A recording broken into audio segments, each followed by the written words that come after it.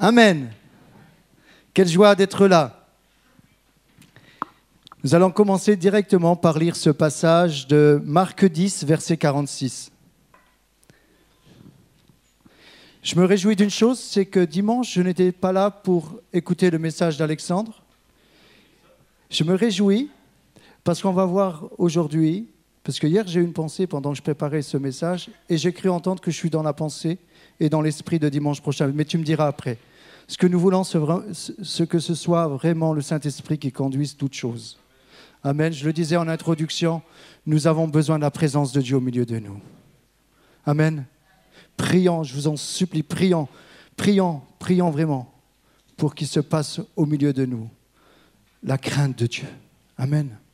Marc 10, verset 46, verset 52. Ils arrivèrent à Jéricho, et lorsque Jésus en sortit avec ses disciples et une assez grande foule, le fils de Timée, Bartimée, mendiant aveugle, était assis au bord du chemin. Il entendit que c'était Jésus de Nazareth, et il se mit à crier « Fils de David, Jésus, aie pitié de moi !» Et je crie doucement là. Plusieurs le reprenaient pour le faire taire. Mais il criait beaucoup plus fort « Fils de David, aie pitié de moi !»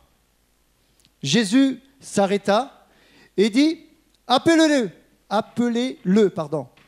Ils appelèrent l'aveugle en lui disant « Prends courage, lève-toi, il t'appelle. » L'aveugle jeta son manteau et se leva d'un bond, vint vers Jésus.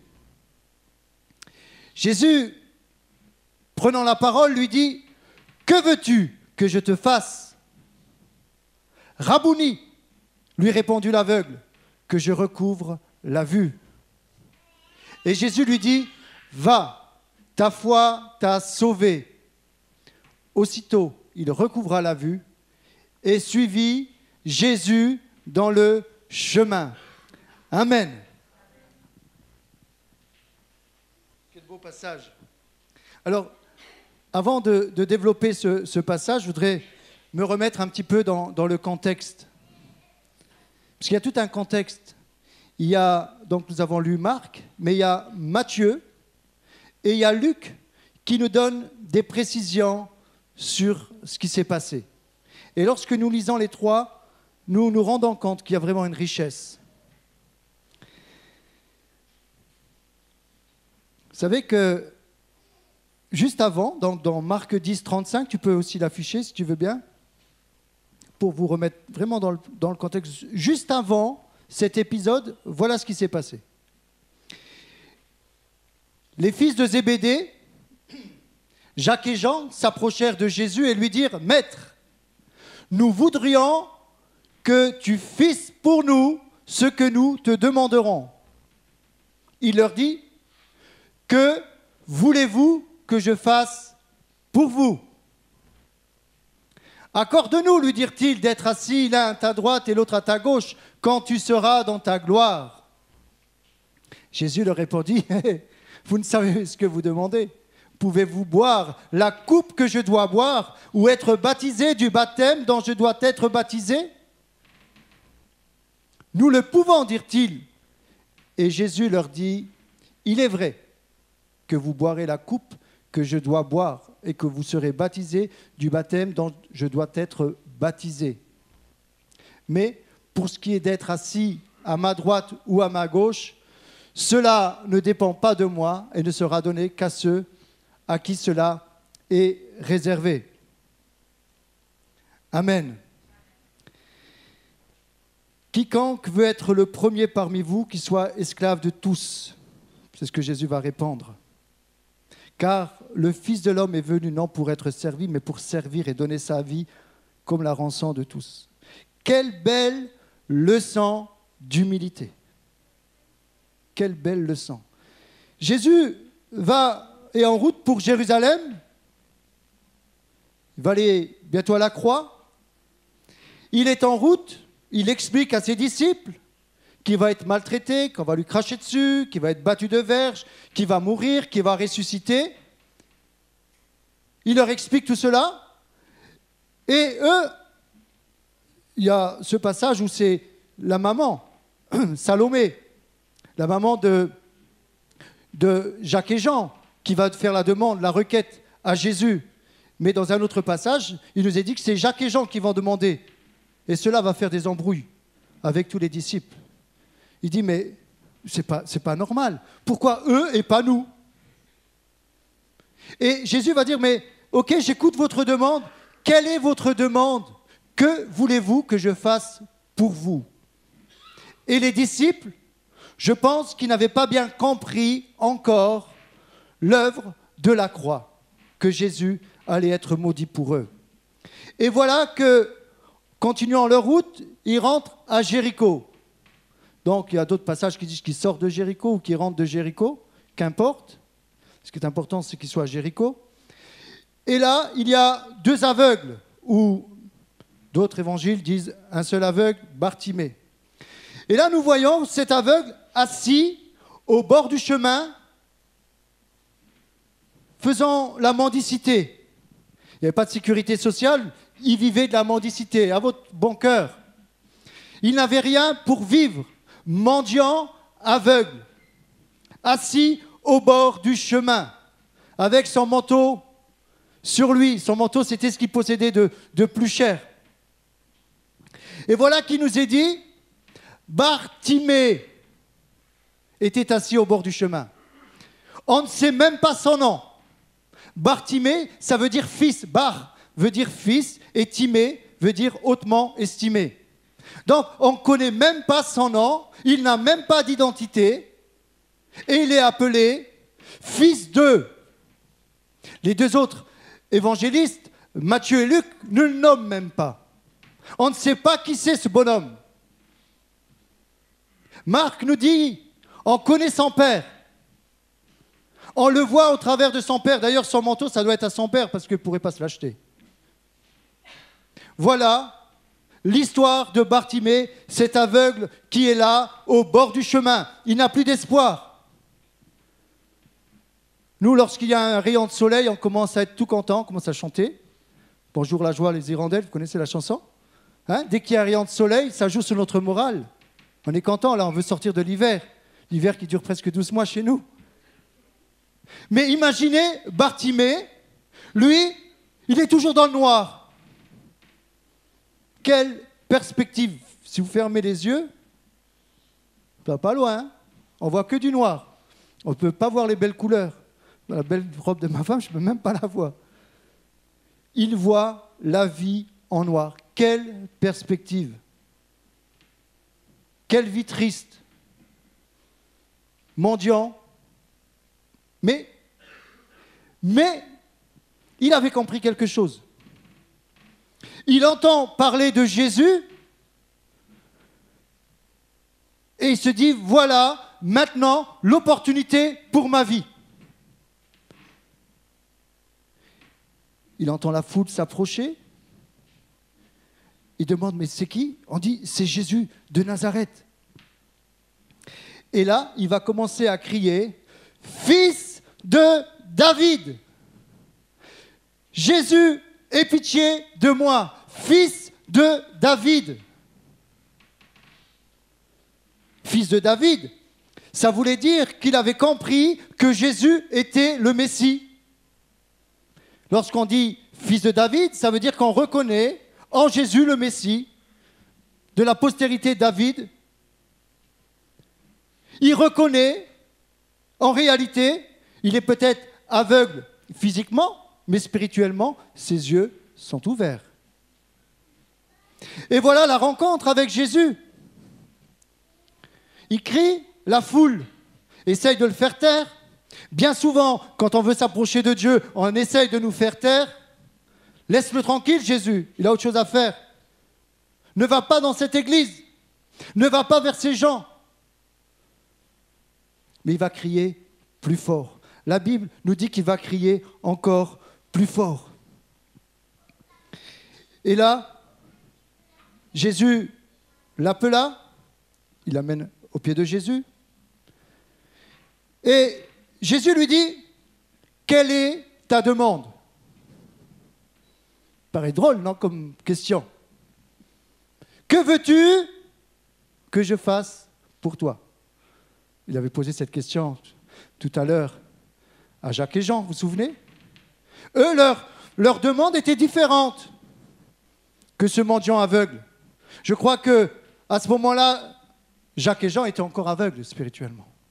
Leur demande n'était pas appropriée. Que veux-tu que je fasse pour toi? Il va demander cela à cet aveugle, mais je me dis, mais en essayant de creuser ce passage, lorsque nous lisons ce passage, nous pensons tout de suite qu'il demande à recouvrir la vue. Non. La réponse de Bartimée, ça a été Rabouni. Qu'est-ce que je raconte? Maître, Rabbi, Seigneur. Il était en train de dire à Jésus que tu règnes sur ma vie, que tu sois le maître de ma vie. Je te reconnais comme le Messie. Il ne va pas lui dire tout de suite, donne-moi la vue, rends-moi la vue, fais le miracle dans ma vie. Il avait compris des choses, Bartimée. Rabouni, voilà la clé pour une vie réussie.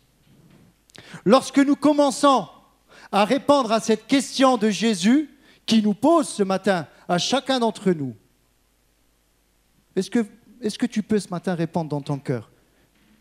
Si Jésus nous dit ce matin, que veux-tu que je fasse pour toi? Voilà, je vous pose cette question. Répondez dans votre cœur. Que veux-tu que je fasse pour toi? Que veux-tu que je pourrais tous vous pointer du doigt. Répondez dans votre cœur. Quelle est votre demande ce matin? Répondez dans votre cœur ce matin. Que veux-tu que je fasse pour toi? Tu veux quoi? Tu veux un ministère? Tu veux quoi? Tu veux chanter? Tu veux quoi? Tu veux être vu sur l'estrade? Qu'est-ce que tu veux? Vas-y, réponds dans ton cœur. Qu'est-ce que tu cherches de Dieu? Tu veux être vu? Ou est-ce que tu cherches à ce que Jésus soit vu en toi? Que celui qui veut être grand parmi vous soit le serviteur de tous. C'est ce que Jésus va donner comme leçon. Et lorsque nous commençons dans ce sens-là, Jésus va t'élever. Jésus va t'élever.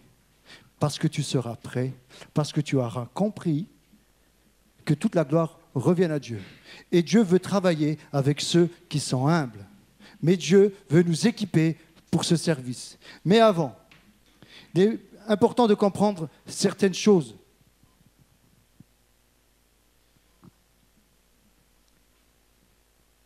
Alors, il est au bord du chemin à Jéricho. Il a perdu courage dans la vie. Comme je le disais, si on imagine les perspectives, tu peux arrêter, s'il te plaît, la sonnerie. Je ne sais pas qui c'est, mais si c'est moi, vous l'arrêtez. Alors, à Jéricho, il y avait un passif. Vous vous souvenez de cette ville de Jéricho? Cette ville de Jéricho a été rasée par qui? Par Dieu au travers de Josué. Il y avait une histoire à Jéricho. Et ces mendiants étaient là, ils connaissaient l'histoire de Jéricho. Ils savaient qu'il y avait une malédiction sur cette ville de Jéricho. Et eux-mêmes se sentaient maudits.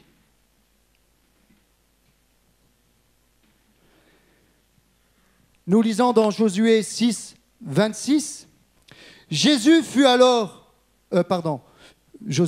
6, 26. Ce fut alors que Josué jura en disant « Maudit soit devant l'Éternel l'homme qui se lèvera pour rebâtir cette ville de Jéricho.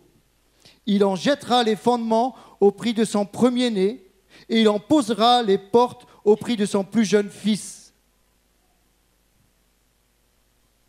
1 Roi 16, 34. C'est très important ce que je suis en train de lire. 200 ans, Hiel de Béthel bâtit Jéricho. Il en jeta les fondements au prix d'Abiram, son premier-né, et il en posa les portes au prix de Ségub, son plus jeune fils, selon la parole que l'Éternel avait dite par Josué, fils de Nun.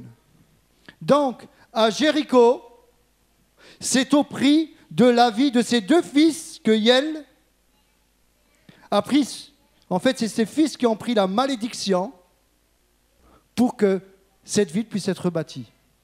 C'était un sujet de Akab, ce roi avec Jézabel, et peut-être dans cet orgueil, il pensait qu'il pouvait rebâtir cette ville de Jéricho. Mais voilà, c'est par la malédiction sur ses fils que Jéricho a été reconstruit. C'est important de comprendre cela. Parce que même les disciples devaient comprendre, en faisant le parallèle avec Jésus, que la malédiction devait tomber pour Jésus pour que nos vies soient reconstruites. Ésaïe nous dit qu'il a été maudit, maudit quiconque est pendu au bois.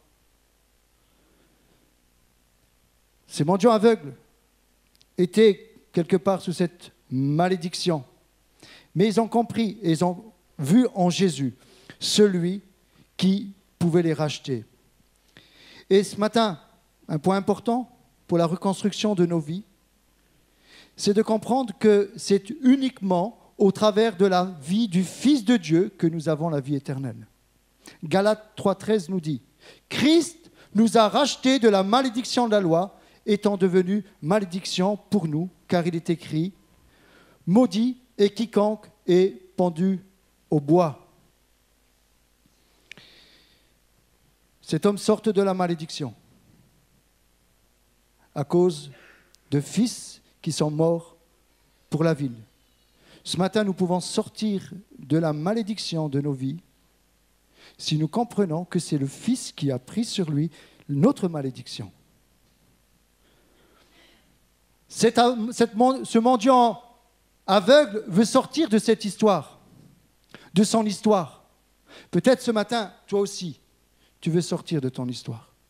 Peut-être que toi aussi, tu es assis au bord du chemin, mais la bonne nouvelle de ce matin, Jésus va lui dire « Lève-toi ». La foule, sans doute ses disciples, je ne sais qui va le dire, « Prends courage, lève-toi, il t'appelle ». Ce matin, tu es assis au bord du chemin, écoute le Saint-Esprit qui te dit « Prends courage ». Prends courage dans ce que tu vis. Dieu te voit dans ce que tu vis. Prends courage, tu es assis au bord, tu n'as plus d'espoir, tu vois noir, tu vois trouble. Prends courage, lève-toi, il t'appelle ce matin. Ne reste pas assis au bord du chemin, lève-toi. Sors de ta mendicité. Nous avons une autorité en Christ, nous avons une position en Christ, celle d'être des fils et des filles de roi. Lève-toi. Alors, Bartimée, il fait le calcul quand même.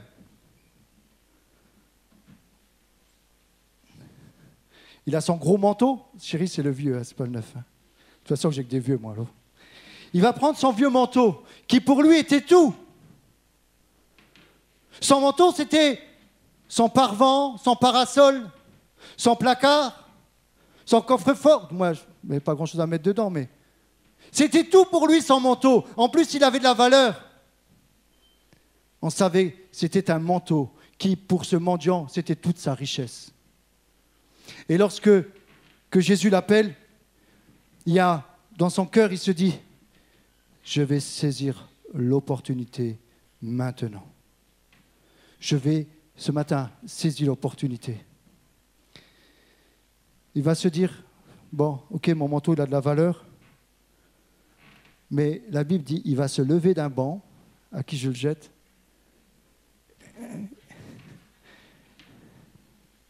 Tu pourras rien en faire, pose deux. Il va jeter son manteau. Ça veut dire qu'il a compris que tout ce qu'il avait de plus cher était dans ce manteau. Maintenant, il a compris que Jésus est plus cher que ce manteau, qu'il a tout trouvé en Jésus-Christ, que Jésus devient sa richesse. Et la Bible nous dit, il se lève d'un banc, lui qui était assis au bord du chemin, et maintenant, il va suivre Jésus sur le chemin. Il a dû lâcher son manteau. Tant que tu ne lâcheras pas ton manteau, tu ne pourras pas suivre Jésus.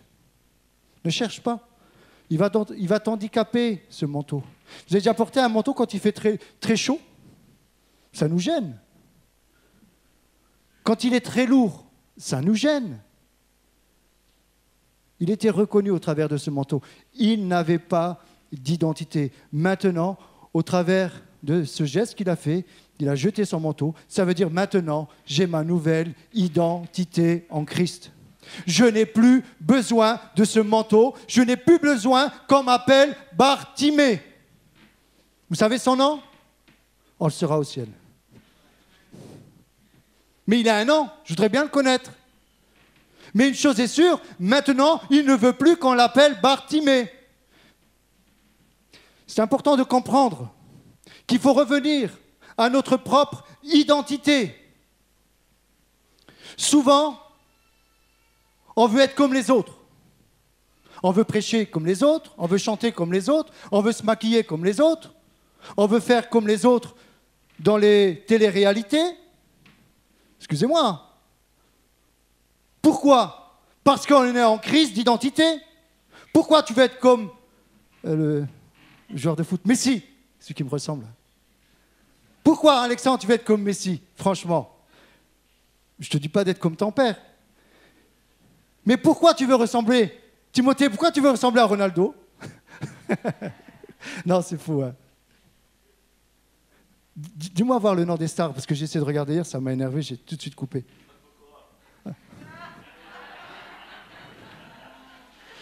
Ouh!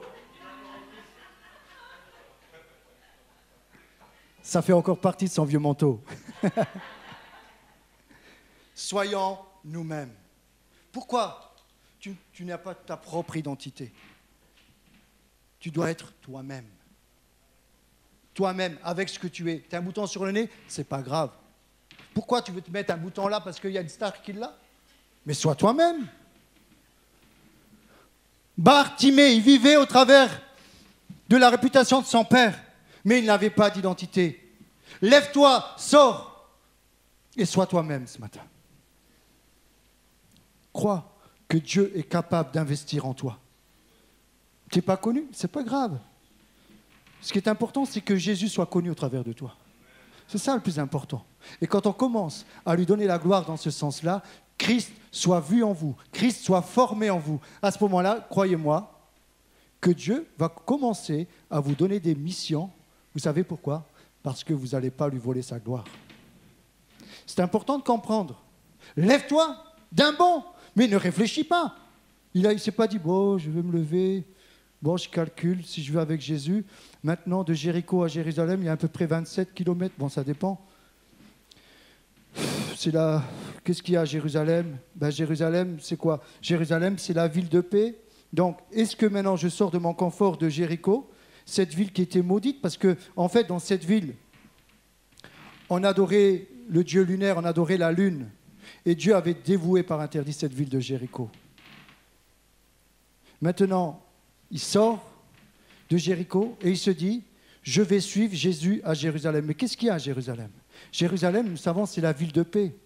Mais Jésus allait à Jérusalem pour remplir sa mission d'aller à la croix. De Jéricho, l'étape suivante, c'est la croix de Jésus à Jérusalem. C'est la mort qui t'attend, la mort à toi-même. Mais Jésus dit à ses disciples, mais je vais ressusciter. Tu dois passer par une mort et par une résurrection. Si tu ne passes pas par cette résurrection, par cette mort, tu n'auras pas de résurrection. Tu ne peux pas avoir une résurrection s'il n'y a pas une mort totale. C'est important de comprendre que Dieu veut tous nous utiliser, mais bien souvent, il ne le peut pas, parce qu'il y a ce manteau qui l'empêche de nous bénir, de nous utiliser. Prends courage, je l'ai écrit en rouge. Lève-toi, il t'appelle. Retenez cette parole ce matin.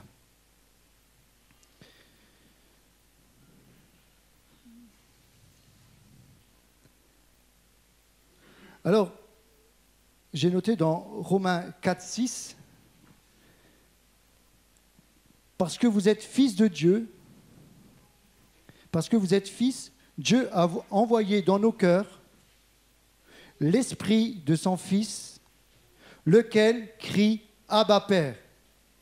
Ainsi, tu n'es plus esclave, mais fils. Et si tu es fils, tu es aussi héritier par la grâce de Dieu. Amen. Retenez cette phrase. Vous êtes fils d'adoption. Nous sommes fils d'adoption. Fais des petites recherches hier. En fait, en grec, ce mot adoption, bon, je ne connais rien, mais c'est des notes que j'ai prises, hein, c'est iothesia.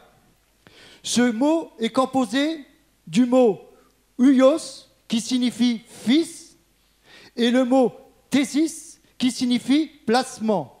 Iothesia, donc, signifie placement en tant que fils. Maintenant, nous sommes fils et filles de Dieu, par adoption. Au départ, nous sommes enfants de Dieu. Et c'est hier cette pensée que j'ai eue. Nous sommes enfants de Dieu. Pourquoi ? Parce que nous avons accepté Dieu comme Père.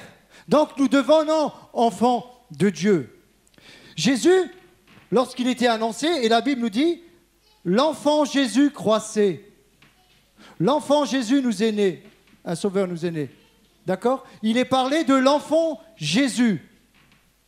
Mais maintenant, Jésus l'enfant est devenu fils de Dieu. Nous, en tant qu'enfants de Dieu, c'est bien parce que nous avons accepté Père, nous avons accepté Dieu comme Père, mais maintenant, il faut aller plus loin. Nous sommes par adoption devenus fils, nous avons été placés en lui. Vous n'êtes pas seulement enfants de Dieu, mais vous êtes fils et filles de Dieu. Quelle grâce! Ce qui veut dire qu'il y a une évolution, il y a une maturité à avoir. Nous ne devons pas toujours rester des enfants de Dieu. Comprenez ce que je veux dire? Moi, si je dis à chaque fois à mes enfants, tu vois, je le dis là, si je dis je sais que ça les énerve quand je dis venez les enfants, ils n'aiment pas. Parce que ça les réduit, ça les fait petits. Mais même si ça reste toujours nos enfants. Mais il y a un moment, on dit mon fils. Il y a une évolution au niveau de la maturité. Il y a une évolution. Nous sommes enfants de Dieu, mais nous devenons des fils et des filles du roi. Ce qui veut dire que nous avons une position. Ce qui veut dire que nous avons une autorité. Galates 3, 25, vous êtes tous fils de Dieu par la foi en Jésus-Christ. Par la foi en Jésus-Christ, vous êtes tous fils. Mais ça veut dire beaucoup. En fait, si nous sommes fils, ça veut dire que nous avons le droit à l'héritage. Nous avons le droit à l'héritage. Nous sommes co-héritiers de Christ et héritiers de Dieu, nous dit la parole de Dieu. Parce que nous sommes fils. Mais voilà que nous sommes fils, mais nous vivons comme des mendiants. Nous n'osons pas nous accaparer des richesses de notre Père Céleste. Parce que nous sommes assis au bord du chemin avec notre vieux manteau. Incapables de profiter de notre position d'enfants de Dieu qui nous fait grandir en devenant des fils de Dieu qui a le droit à l'héritage. C'est comme si notre Père Céleste a une grande richesse, des carnets de chèques à provision. Et nous, on lui demande simplement 10, 15 euros, 20 euros, comme m'a fait ma fille de temps en temps. 10 euros, ben ça va, ça ne me ruine pas trop. Mais si elle savait que j'avais des grands comptes, ne rigole pas. Mais vous comprenez? Moi, tant qu'elle me demande 10 euros, ça va. Je peux lui donner. Mais si sur mon compte, j'ai beaucoup plus, je lui dis, mais ma chérie, je peux te donner beaucoup plus que 10 euros. Pourquoi tu me demandes 10 euros? Fais comme ta mère, demande-moi 1000 euros. Je rigole. Nous avons un Dieu qui est tellement riche, qui est tellement glorieux, et nous vivons comme des mendiants assis sur le bord du chemin. Nous devons briller dans ce... Je ne suis pas en train de prêcher l'évangile de la prospérité, hein, ce n'est pas mon kiff, pardon. Je dis simplement que si nous comprenons notre richesse en Christ, à ce moment-là, dans notre nouvelle identité en Christ, nous marchons par l'Esprit. Notre nouvelle identité, elle est parfaite, elle est puissante, elle est forte, elle est comme Jésus. À ce moment-là, nous pouvons avoir notre position assis avec Christ dans les lieux célestes et commencer le combat spirituel. et commencer à nous accaparer des richesses que le diable nous tient. Pourquoi? Parce qu'il te culpabilise. Il te fait croire que tu es un petit enfant. Garde ton biberon, ça te suffit. Mais non. Mais non, on a beaucoup plus en Christ. Mais le problème, on ne vient pas le chercher au bon endroit.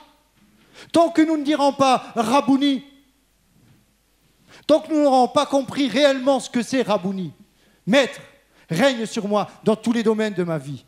Lorsque tu feras cette prière sincèrement, mais tu vas voir comment Dieu va t'utiliser. Sors, lève-toi, il t'appelle, prends courage. Mais arrête de rester sur ton découragement. C'est quoi ton découragement? Ta santé? Je ne minimise pas. Hein. Je ne minimise pas. Mais il y a un combat à livrer pour ta santé devant le trône. Parce que Jésus a déjà porté sur lui nos maladies, nos péchés, nos blessures, nos malédictions. Comme je le dis souvent, en Christ, à la croix, toutes nos maladies ont été portées. C'est une réalité. Mais dans la réalité, on ne le vit pas. Pourquoi? Parce qu'il y a un combat à livrer. Il y a un combat à livrer. Et ça commence dans la prière. Mais pas que dans la prière. Ça commence aussi dans une réflexion de comprendre que je suis fils de Dieu. J'ai une autorité. Et il faut arrêter de laisser au diable, de nous laisser dans le découragement et de nous faire croire qu'on n'a pas de droit. On peut aller devant le trône de Dieu en tant que fils et fille du roi. C'est important de comprendre que Bartimée a saisi l'opportunité. J'étais mendiant et aveugle pendant trop longtemps. Est-ce que ce matin, tu veux comprendre ça? Est-ce que tu veux te dire, maintenant, Satan, ça suffit. Tu m'as assez tenu dans l'aveuglement, dans la mendicité. Maintenant, je quitte cette ville de Jéricho. Bien sûr, c'est la ville des palmiers, mais derrière les palmiers, il y a une histoire dans cette ville. Il y a une histoire dans cette ville. Heureusement qu'il y avait Rahab, pour ceux qui connaissent l'histoire, cette prostituée qui a gardé les espions de Josué. Et c'est une ancêtre aujourd'hui de Jésus-Christ, Rahab, de cette ville de Jéricho. Ce qui veut dire que de n'importe qui, ça nous parle que Dieu va tous nous utiliser, quel que soit notre passé, quelle que soit notre histoire.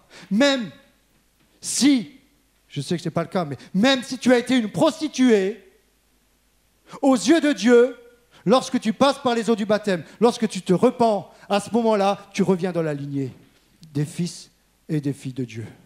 Quelle position! Hier, pendant que je préparais, j'étais sur Enfant de Dieu. Et le Saint-Esprit me dit, non, va plus loin maintenant. Alors, je ne sais pas si ce que tu avais dit, c'est un rapport, mais va plus loin. On doit arrêter de vivre comme des enfants.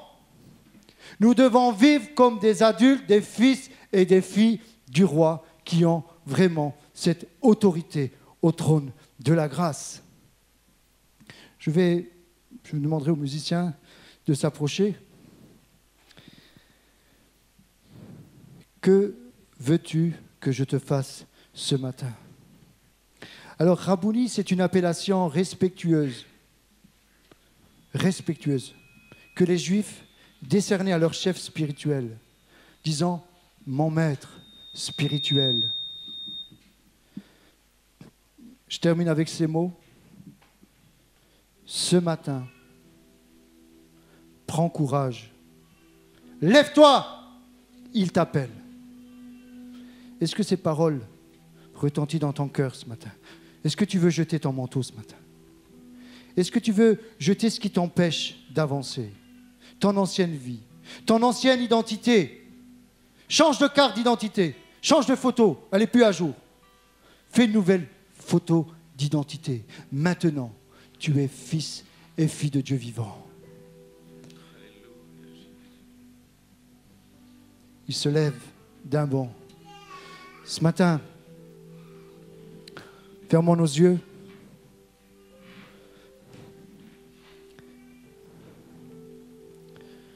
Fermons nos yeux devant le Seigneur. Que veux-tu que je te fasse ce matin?